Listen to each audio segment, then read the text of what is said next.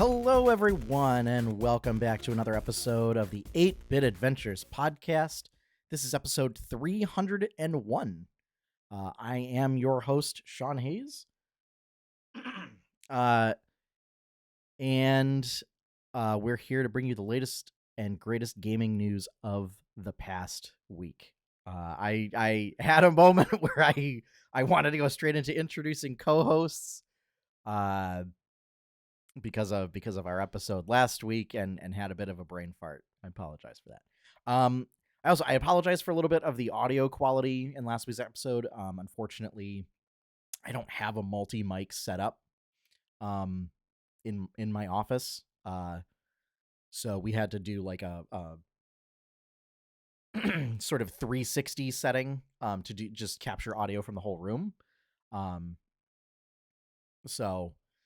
Because normally in the past, when I worked with, Josh and Courtney on this, we were doing a Discord call, so I didn't have to have a multi-mic setup.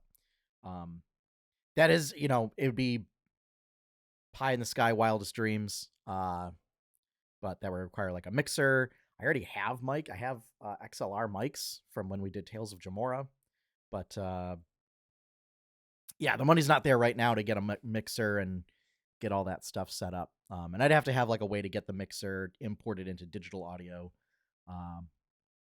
But long-term goal, just we got to get money.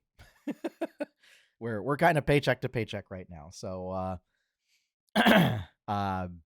getting big equipment like that is not in the cards. So but anyway, thanks for listening. We've got a couple interesting news items this week. And kind of a big one that should surprise no one. So hope everyone is having a great start to their summer. So let's get right into our news topics so that we can start enjoying all that great summer weather.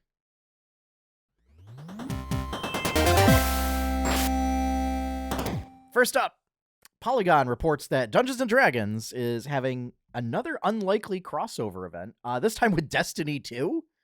Yeah, this has been weird. If you had told me that Dungeons & Dragons was going to have crossover events with video games, Dead by Daylight and Destiny 2 would not have been the ones on my list to do crossover events with.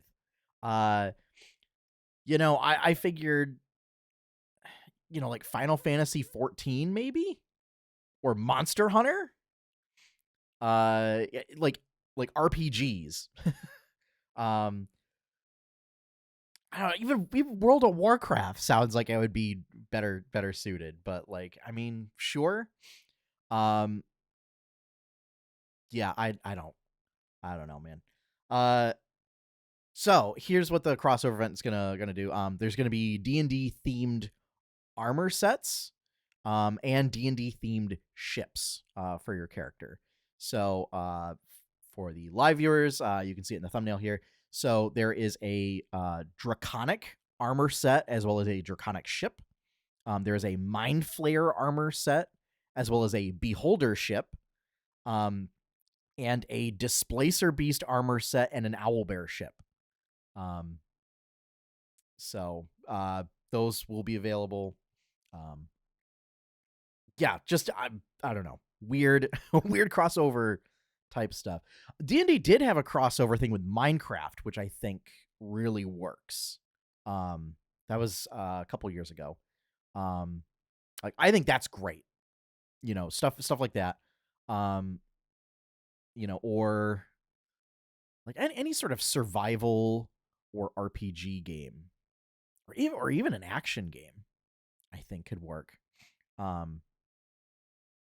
Yeah, I really want to. I would love a Dungeons and Dragons Monster Hunter crossover event, and to just put big D&D. It doesn't even have to be the like big monsters, but like throwing a displacer beast or a beholder or something in there. I think would be really great. And I think there's a lot of D&D monsters that lend themselves well to Monster Hunter.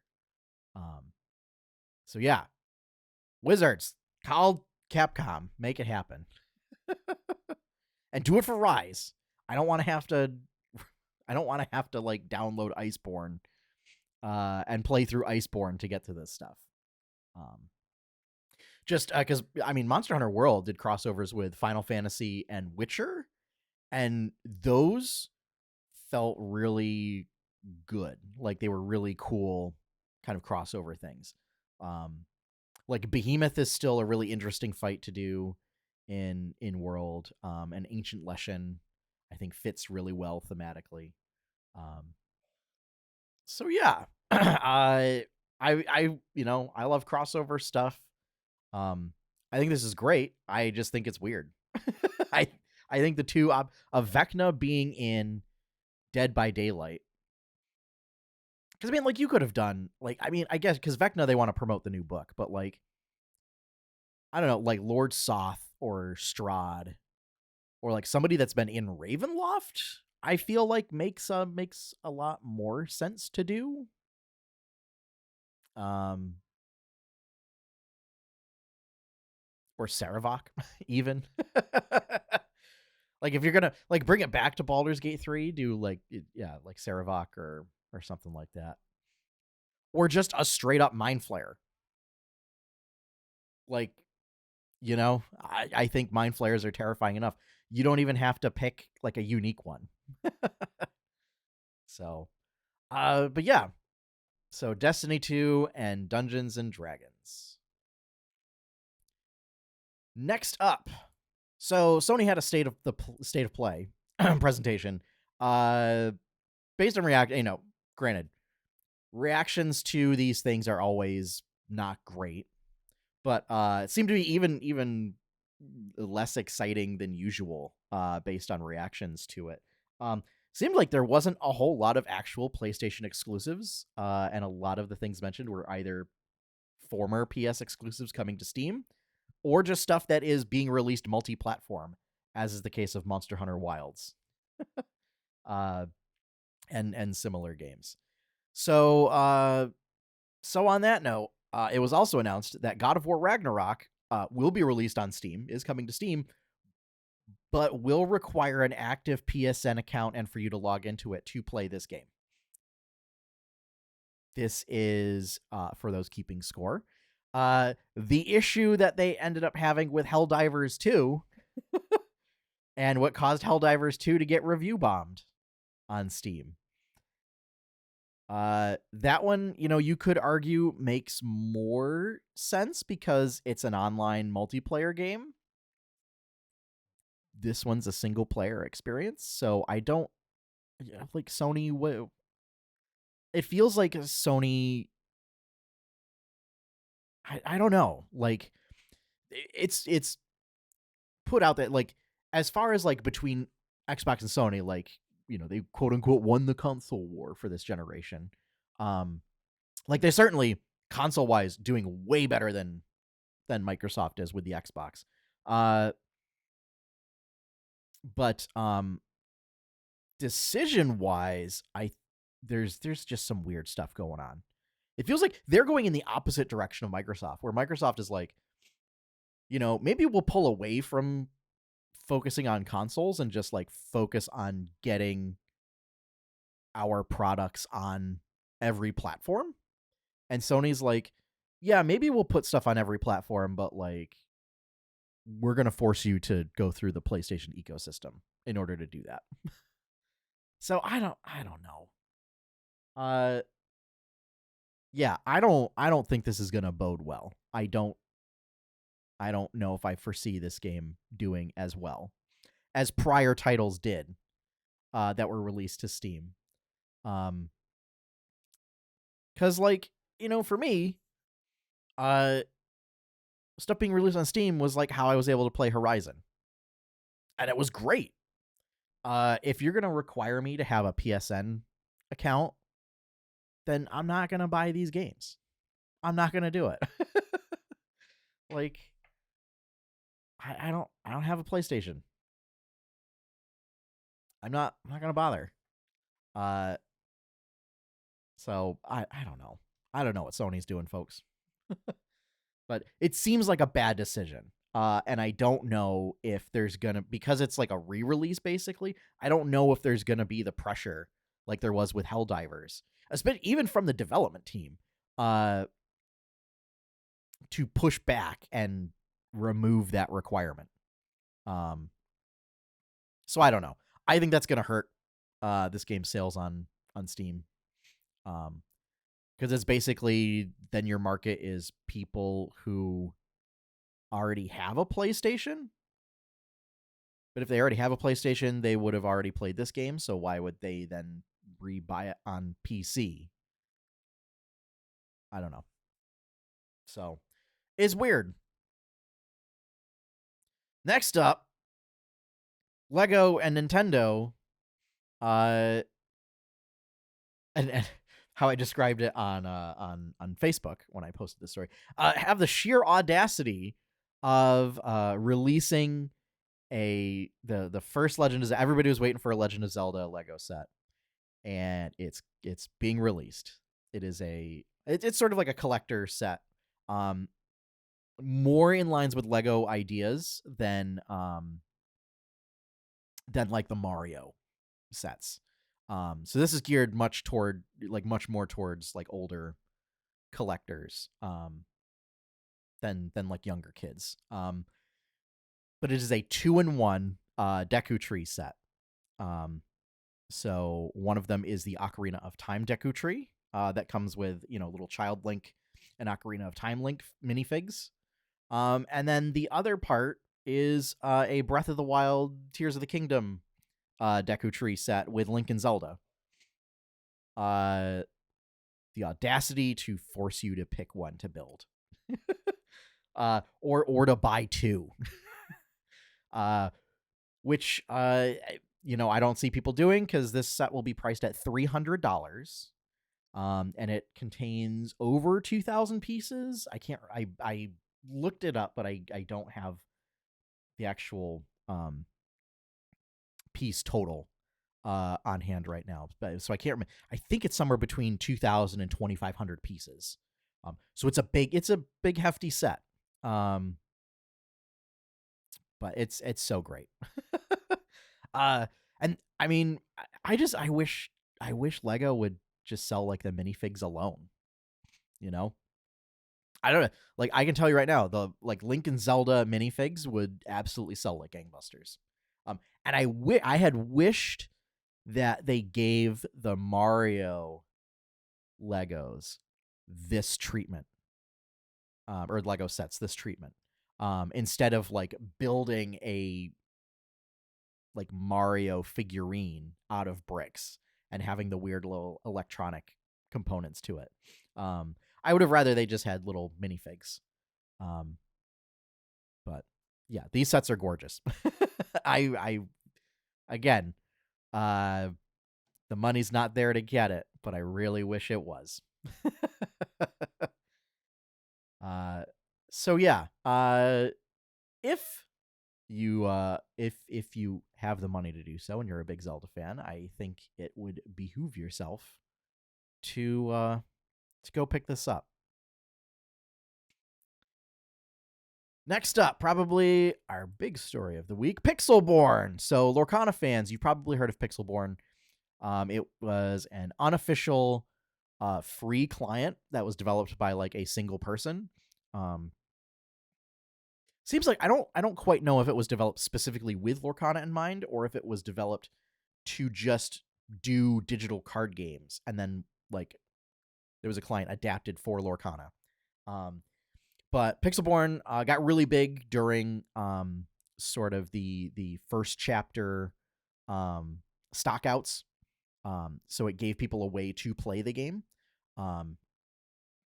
It again, completely free client that like you just had access to all the like once all the cards in a set were revealed. The mechanics of those cards were all updated into Pixelborn. It seems like they were hoping to get around any copyright issues by not including any imagery. So it would just be like blank cards that had the text on them. Sort of. I don't know if it had any references in like even the name or whatever. And somehow got around that with mechanics and stuff. And that it would require users to go find those images, and then upload them into the game files directly, like into the game folders directly, in order to put those images into the game. It was done with sort of a wink and a nod. There were links to drive folders like in their Discord server. But the main reason why I'm introducing this and talking about this is they got a cease and desist from Disney. So it seems like the current consensus is, now that all the inventory issues for the game have kind of been resolved and the game has found its footing and has had like its first big championships and everything, that now Disney felt comfortable of sort of swinging the banhammer down on Pixelborn, since the game has got momentum now. That said, I knew from the get-go this client was living on borrowed time. Like the moment you do it, and there was a Patreon. It was completely voluntary. To like, you didn't have to join the Patreon. Like, you didn't have to, give them money in order to do anything with this client. So, like, it was optional. People are thinking, oh, it's because they had a Patreon, that's why they got a cease and desist. No. Copyright does not care if you make any money off of your project. It's the moment that you basically create the work, it then is determined if you infringe on copyrights. Like, whether you make any money or not doesn't matter. What might matter is if the copyright holders take notice of it. But with how big this client was, I can get Disney knew about it. So, it's largely Pixelborn community pretty upset. It is shutting down on June 16th. And people are hoping that Ravensburger or Disney will create, a client to replace it. I don't know how likely that is. Ravensburger has said previously that they have no interest in doing a digital client. And it's been pointed out on Reddit. And 2 points that I agree with. We don't know the terms of their license. They may not have a license to do a digital client. Because remember, like, Disney isn't making this game. Disney is providing a license for their characters to Ravensburger to make the game. And so, like, if the creator of the game doesn't have any interest or may not have a license to create a digital client, that means in order to create a digital client, Disney would either have to revise the license, again, hypothetically, or then work out a licensing agreement back with Ravensburger for the game to then provide that to a third party to create a digital client. It gets messy. And here's the thing. It's not going to be like, I think people want a Pixelborn replacement. You're not going to get a Pixelborn replacement, like an official one. You would likely get something like Magic Arena or Hearthstone, where it would be free, quote unquote, free to play. But then like packs, like you would be able to buy packs or in-game currency with money to get your cards, and you would have to grind out getting packs and stuff. There you would not have access to the entire library for free. Like, that's not going to happen. So, yeah. Pixelborn, not dead yet, but 2 weeks. So, finally, a bit of good news. So, GamesIndustry.biz reports that workers at ZeniMax Studios are now legally covered under Microsoft's labor neutrality agreement with the Communication Workers of America.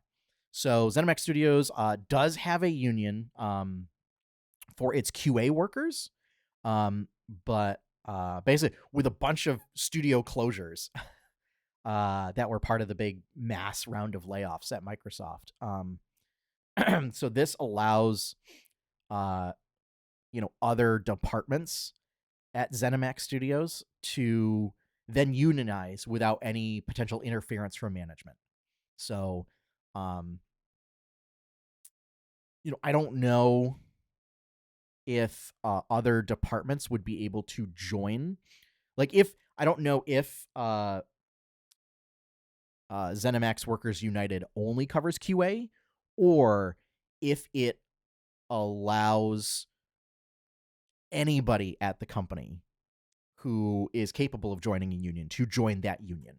But this is good news. This is one thing that Microsoft does right is, a labor neutrality agreement. That was one of the things that was big news for Activision Blizzard getting bought and brought under the Microsoft umbrella. So, yeah, this is great news for all the workers at ZeniMax.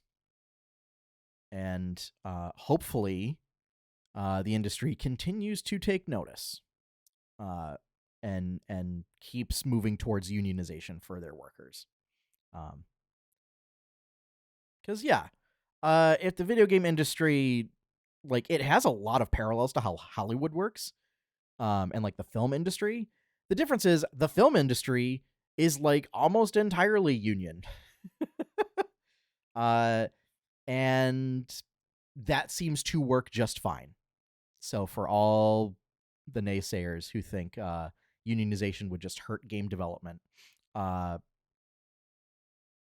doesn't seem to really hurt Hollywood all that much. So, all right. That is going to wrap up our news for this week. Thank you all for listening. If you would like to catch more content from 8-Bit Adventures, you can check out our website at 8bitadventures.com. Just make sure to use the number 8. If you would like to help support that content, you can become a patron over at patreon.com/8bitadventures.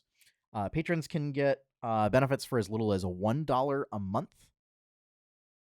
And I'm still working on revising the patron reward structure, so going to have a lot more tiers, a lot more benefits for that.